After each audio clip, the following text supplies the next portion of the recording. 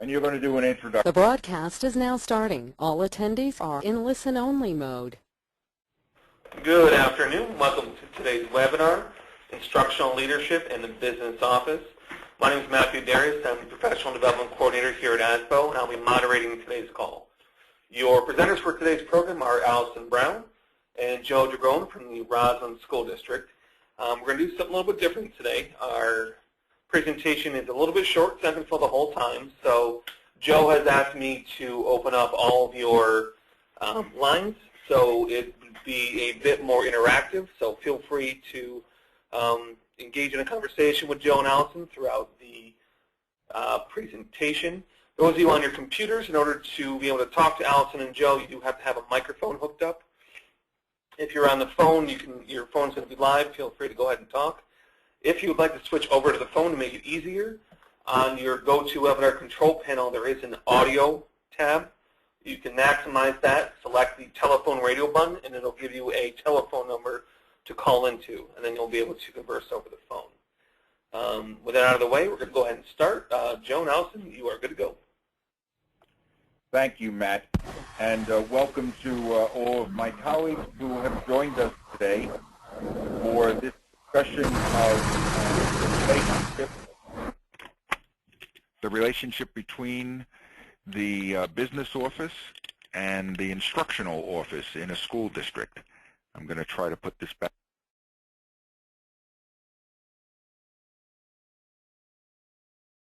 Okay. So the purpose of today is to talk about how the business office and the instructional office interact with each other. We're going to try to cover some common problems that exist between business and instruction. We have sent to each of you a packet of forms that Allison and I use here in Roslyn to try to help instructional people understand the exigencies of business. We will then discuss those forms and take any questions you may have. But let me start first with a little bit of theory. From my point of view, I need to let you know that I think about leadership as a process of making change in an organization by convincing people that you're leading that the changes that are being made were their ideas in the first place. I think about this as practicing judo. If I could get people to have their own weight lead them in the direction that I want them to go, I don't need to convince people that it was me who led them there in the first place. There are, as you probably know, there are now a set of competencies that have been identified for business leadership that each one of us should be demonstrating. These are the competencies, quite frankly, that are being tested as people try to get certified as a school district business leader. And the reason why I'm putting these up on the screen is that you'll notice that only one of these four areas relate directly to finance and physical resources of the district. Most of these competencies relate to an understanding of the district's vision, how to support change, administering human resources to support learning goals.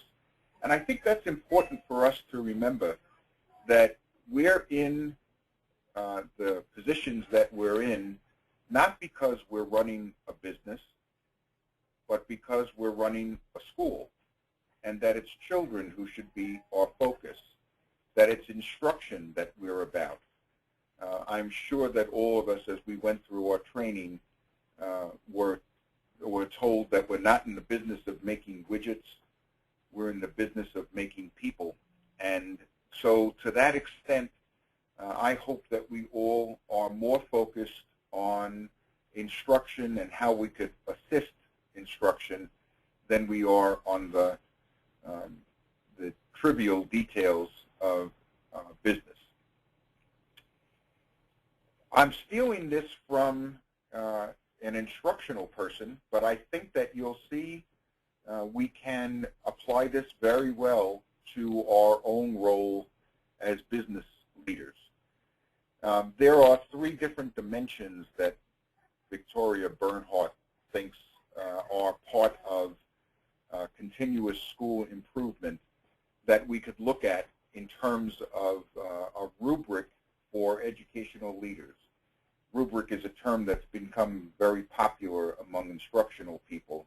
There's rubrics for just about everything, and if you don't believe that, talk to your instructional person about APPR. So here's the first dimension of this leadership approach, of measuring leadership. This dimension is how a leader approaches the task. And you could see that the lowest value, the value of 1, is given to the leader who considers himself the decision maker. Decisions are reacting to the mandates that are imposed upon us, and there's no plan for continuous improvement. Moving that up 1 notch is a shared structure where discussions happen about how to together improve, how to solve problems, and be still reactive at this level, but at least people are involved together in the decision. The third level, which we're all striving to get to and beyond, is that the leadership team, including the assistant superintendent for business, the assistant superintendent for instruction, the superintendent, the building principals, seek inclusion by all members of the school community, not just the principals, the chair people, the assistant superintendents, but the teachers, the parents, even the students when that's appropriate. Moving up 1 step in the rubric, to make it a true shared decision-making structure where study teams are put together for implementing comprehensive and continuous improvement. And you could see that the 5th dimension, the fifth value in this rubric, the highest value is to have a structure in place that allows for input from all sectors of the community that reflects the school's vision and that is allowed to be changed as we move forward. So that's how you approach leadership. The next dimension is how you implement. And once again, there's 5 different levels. I will just let you take a second to read the lowest 3.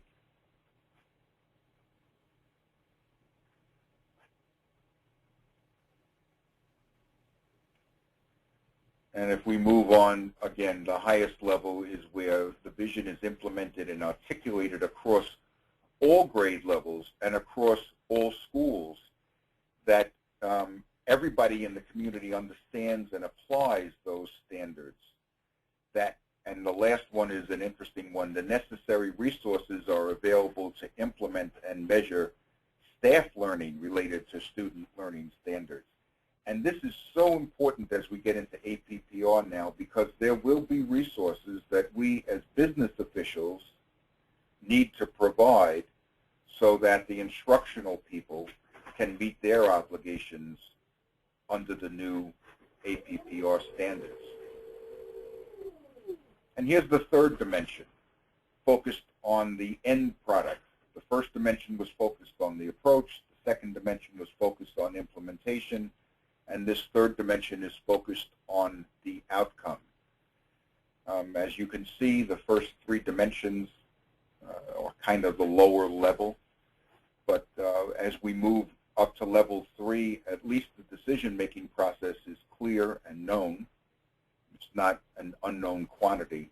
But when you get up to the 5th level, I hope that we're all at this point where we are involved in site-based decision-making, shared decision-making, that teachers are supportive and communicate with each other about the implementation of quality. And by teachers, I mean not just classroom teachers, but from my point of view, Allison and I are teachers in the grand scheme of things as well. I happen to be involved more with parents and the community as a teacher when it comes to business affairs.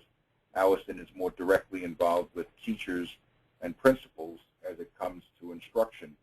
But I dare say, and Allison is here with me, I dare say that the two of us consider ourselves teachers first and assistant superintendents second. By the way, since I am sitting with the most intelligent and most beautiful assistant superintendent for instruction in the world, I'm so sorry that we can't do this through a camera because you'd agree with me if you saw Allison. I'd just like her to introduce herself at this point so that we could start talking about some of the issues that she and I have to face. Hi, my name is Allison Brown, and I was elementary principal for many years before I became the assistant superintendent for curriculum instruction. We're a K-12 district, Joe has to mention that, and never in my wildest dreams coming into this position would I have thought that the two offices, curriculum and instruction and business, needed to be so aligned and closely related to what I do and what Joe does. So I think the title of the business of education or instruction is really appropriate because it's really important that we work together in so many ways. And this slide really kind of bullets how we do that. So Allison, talk a little bit about attendance at conferences and what problems we face between you and I when your staff wants to go out to a conference. So when we have, I approve all-day conferences, and that's pretty much what that attendance at conferences, the sheet that we gave you. Approve all-day conferences. Is it the day conference, just so I know? Or yeah. Okay, all-day conferences. It's interesting because we just moved to My Learning Plan, which many of you may already have been on, but we moved there. So all-day conferences need to go through My Learning Plan. Figuring out how to get approval and for them to realize that, put the information they need in for me to see instructionally if it made sense, took minutes. What took us so long and was the most complicated process, and I felt that really fell on my shoulders, was how they were going to be reimbursed and the business part of it. So even the approval that went on with the attendance of conferences, people would think would just be in the instruction and curriculum office, but it wasn't. Most of that entire meeting of how we were going to make that work involved most of Joe's staff because it is so interrelated. And in order for me to send them on a conference, if they don't get reimbursed or have approval, prior approval or proof that they went, they're not going to get paid by business. So it really becomes our problem to get them to know that. So you have, I think, a form in front of you that we sent last night, which is an expense reimbursement request for instructional and non-instructional staff for a day or overnight conference. If you would just pull that form out for a second, and we'll tell you how that gets implemented at this point. Whenever a person in Roslyn wants to go to a conference of any kind, they have to apply through My Learning Plan for approval to attend the conference, and they have to have purchase orders issued to at least 2 different people. The first person that a purchase order gets issued to is, of course, the conference sponsor, if there's any registration fee. That conference sponsor gets a purchase order after the person has been approved for the conference, but before the person actually attends the conference. Allison, who does the purchase order to the conference sponsor? The building secretary. So we have then, Allison approves, Right. The building secretary then has the responsibility of creating a purchase order to the conference sponsor for the registration fee. And if it's an overnight conference, there would also be a purchase order to the hotel for that, where that person is going to They'll stay. encumber money, parking, everything will be encumbered in that deal. Now, here's the real key. What used to happen is that teachers used to go to these conferences and think, well, when I come back, I'll just submit my mileage. I'll just submit my parking. I'll just submit whatever. And then somebody will pay me somehow. They think that it just happened that way. And the biggest concern that we had was that we had no tracking at all of how much was out there in terms of people going to conferences, how much money they were incurring. And needless to say, especially these days, budgets are limited. So we had to convince people that not only should they write a purchase order to the conference sponsor and to the hotel, but they also had to have a purchase order written to them individually as a vendor so that they could encumber the amount of money that they were going to incur as an expense because of their travel, because of their tolls, because of their meals. So Allison has been spending a lot of time with building secretaries, building principals, making sure that that gets done as well. Yeah, and if I can just add, and we really are trying to educate the staff, and they're starting to learn the hard way when they're not being reimbursed because of a confirming purchase order, and when they're not only hearing from business that they won't be reimbursed, but they're hearing from the curriculum as well. So, for example, a teacher could do all of that. They can go into my learning plan. They can put their estimated expenses, talk about how much the conference will be, how much they're going to get for their mileage, and put all that paperwork in. And then they go to the conference. But there was never a PO written. And then they're coming back and saying, you know, here are all my receipts, and we have nothing encumbered for them. And what we try to explain, and we even work with the union leadership to explain this as well, is if you don't have that PO number in your hand, you cannot be reimbursed. So we're also asking the teachers to take responsibility and know what they need before they go. And if they don't have it, to ask. So Joe and I together denied somebody who was, I think, about $125, but that's the only way people, and then once we did that, I had 5 people call me to ask questions about, wait, what am I supposed to do? Because they heard, I'm not going to get my money back if I don't do it correctly. So if you could see, as an example, on the expense reimbursement form on the second side, the back side of it, it says, reimbursement instructions. The attendee must submit a claim for their expenses and attach the following: this completed expense reimbursement form, all original receipts or other expense documentation. You guys who are in the business office know how important that is to claims auditors, that it be original receipts or the Easy Pass bill or the MapQuest documentation of the number of miles they traveled, a copy of the approved conference attendance request form, because a person shouldn't be going to the conference unless Allison has approved that they attend in the first place. You know, there was a time when we used to have teachers actually, not just in Roslyn, but in other places where I've worked, that teachers decide to call in the morning of a conference and say, I'm going to be out today, by the way, because I'm going to a conference on blah, blah, blah. And the next thing you know, there's a substitute in their classroom, the person goes to the conference, and they just expect that somehow the registration for the conference is going to be paid, their expenses are going to be reimbursed. Clearly, we're not in that position anymore. We require people to get attendance to approval to attend the conference before they go.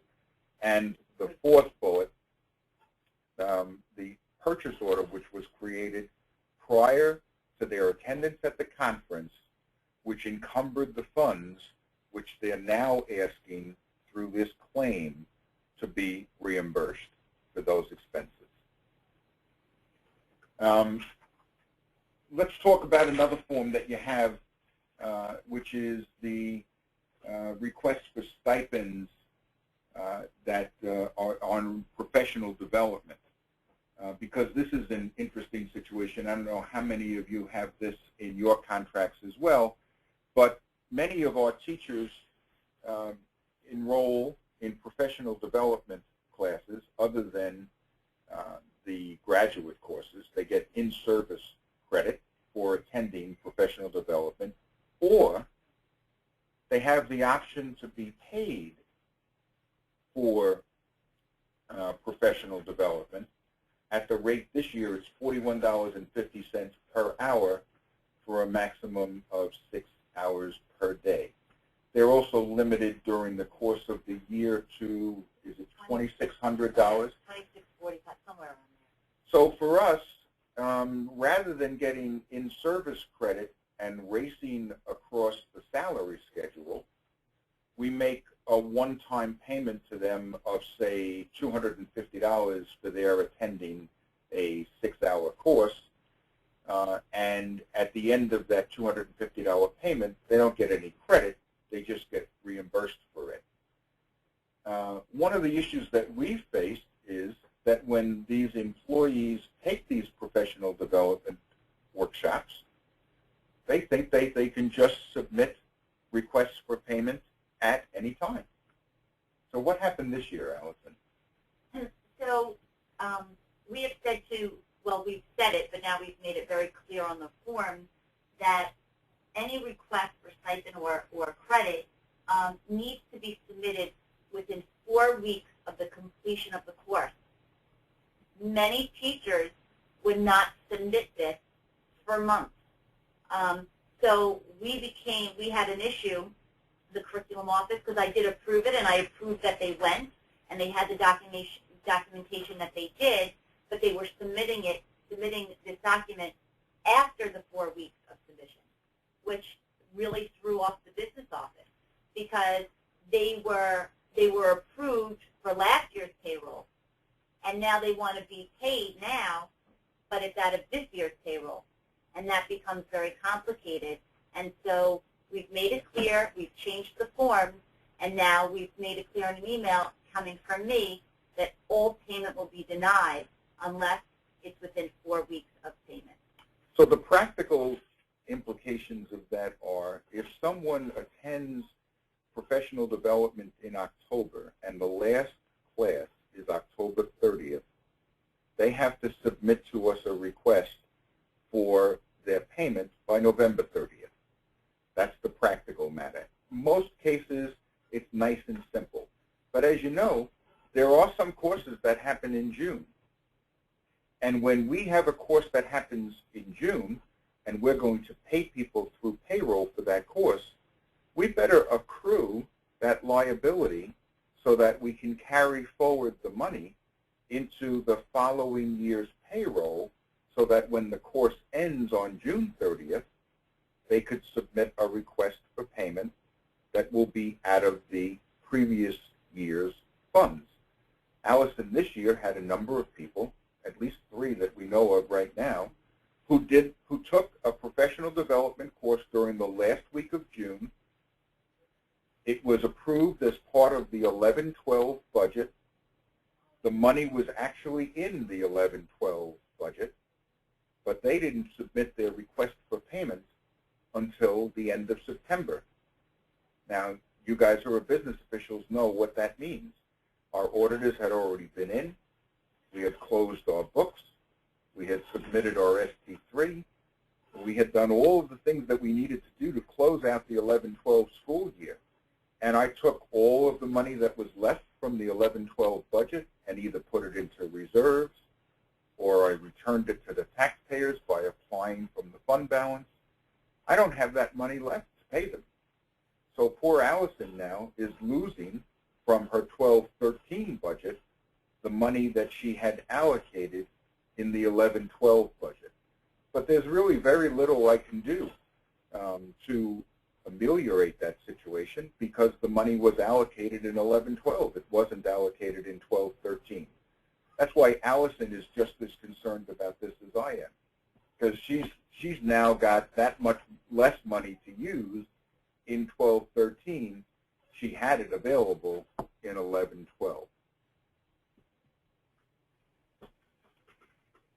Okay, so the next document that I'd like to take you through is a document about confirming purchase orders and on-demand checks. It's the document is entitled "A Message to All Staff Members." And if you could, I would just like you to take a moment or two to read through that document while it's, again, it's entitled "A Message to All Staff Members." This was sent to all people in the form of an email that was sent out at the very beginning of the school year. And it was my attempt in the business office to let people know that we're here to help them, kind of like the check is in the mail. But at the same time, there are some simple rules that we need to ask them to follow. And the first is about confirming purchase orders. As you can see, one of the confirming purchase order, the biggest problem we have is the one we were just talking about, attendance at conferences.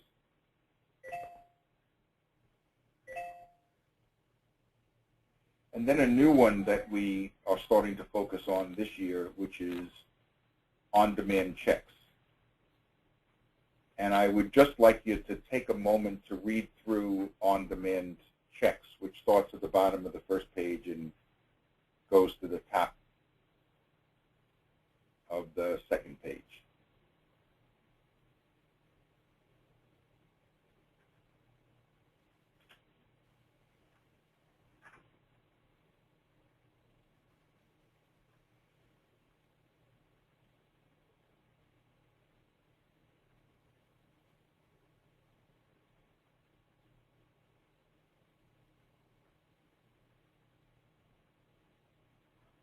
So what we're trying to do here is to let people know on the instructional side the issues that we face on the business side when someone fails to plan properly, when someone forgets to turn in a timesheet in a timely manner, or someone forgets to ask for the check that they need for the museum because they're taking their whole class to the museum and they had collected the money, we put it into trust and agency, and now they're going to the museum and they need a check to pay for the admission to the museum. And somehow they expect that on Wednesday afternoon at 4 o'clock, we are able to pull together all of the resources necessary to write this check for $100, which they need on Thursday morning at 8 o'clock as they're stepping onto the bus. It happens way too often that people think that it's possible for us to just drop everything and set aside the time that's necessary to write that kind of a check. The fact is that it's not a matter of time. It's a matter of the resources that are necessary. Here in Roslyn, we have about 7 people that are involved every time we have to write a check. The check is, of course, written by the treasurer, approved by the claims auditor, then signed by the treasurer and the district clerk. The person in accounts payable is involved, of course. So there are so many people involved in that process that 4 o'clock in the afternoon, it's not possible for us to turn it around that quickly.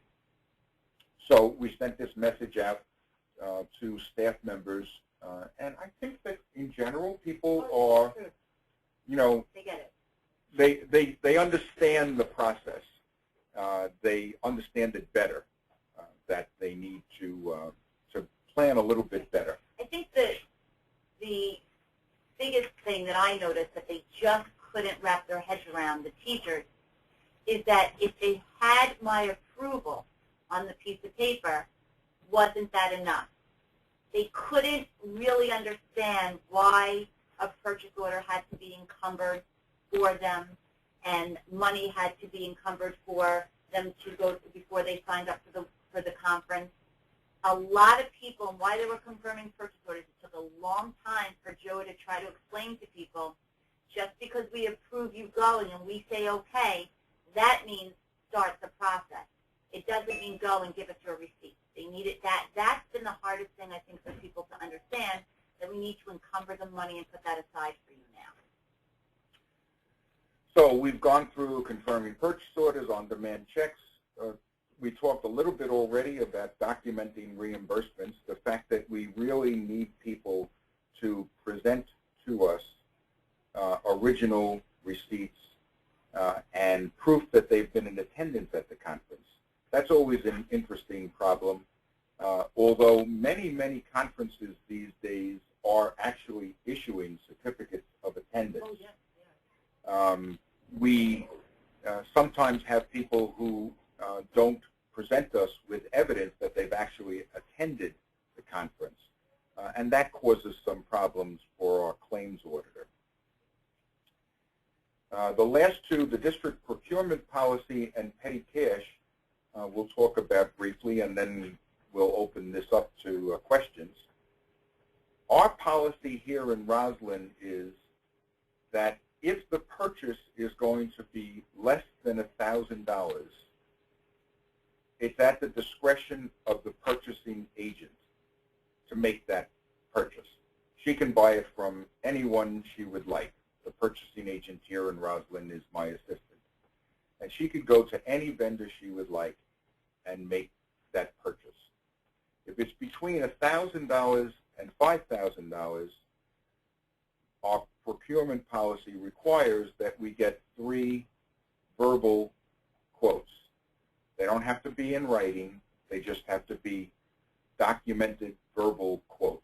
So a note that says, I spoke with Staples, Office Max, and the local stationery store, and the best price I can get is from the local stationery store, would be sufficient if the purchase is between $1,000 and $5,000. If it's more than $5,000 but less than $10,000, our policy is 3 written quotes. And of course, if it's more than $10,000, we still use the old general municipal law limits. If it's more than $10,000, it must be formally bid. The real issue here for us is we don't have a full-time purchasing department. We have a couple of clerks and a purchasing agent. And we don't have enough time to go through the process that a regular purchasing department would go through. I am sure that you're all in exactly the same position.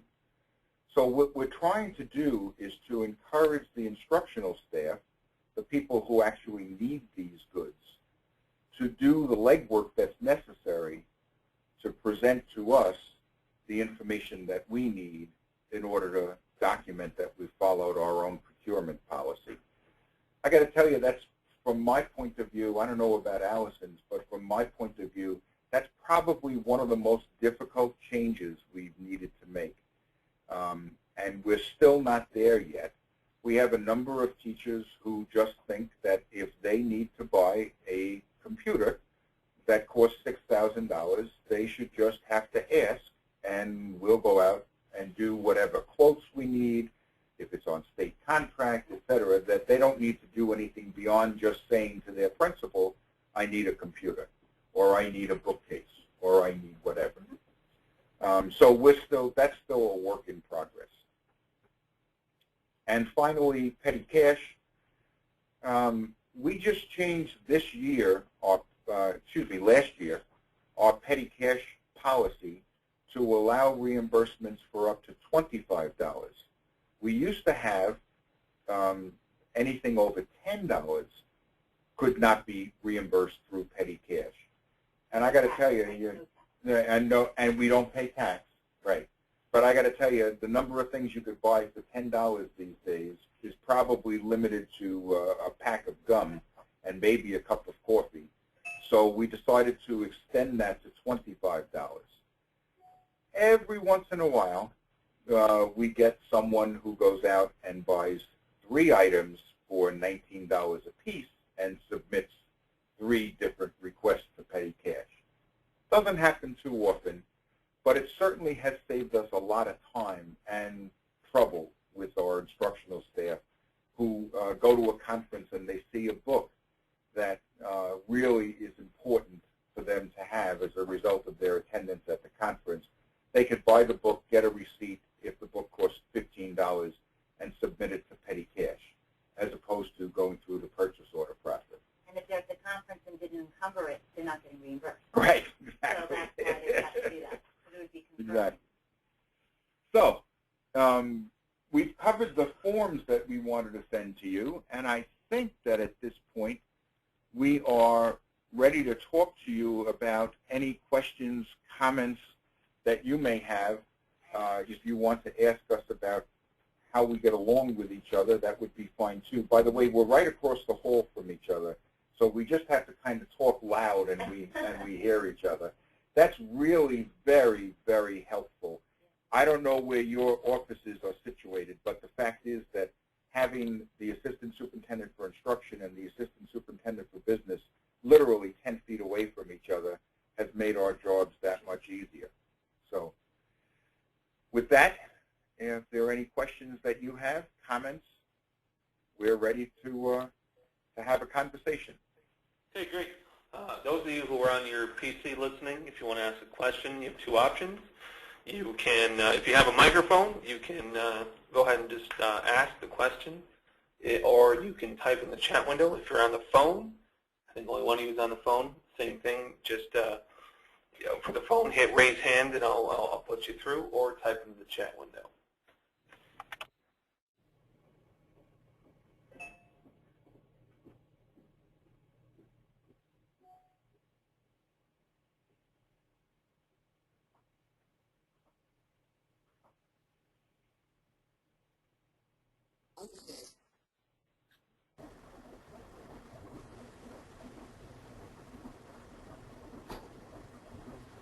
I hear someone trying to get on.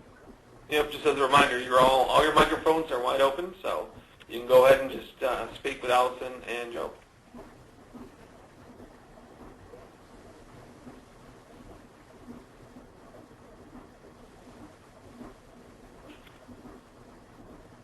We did such a great job that there are absolutely no questions.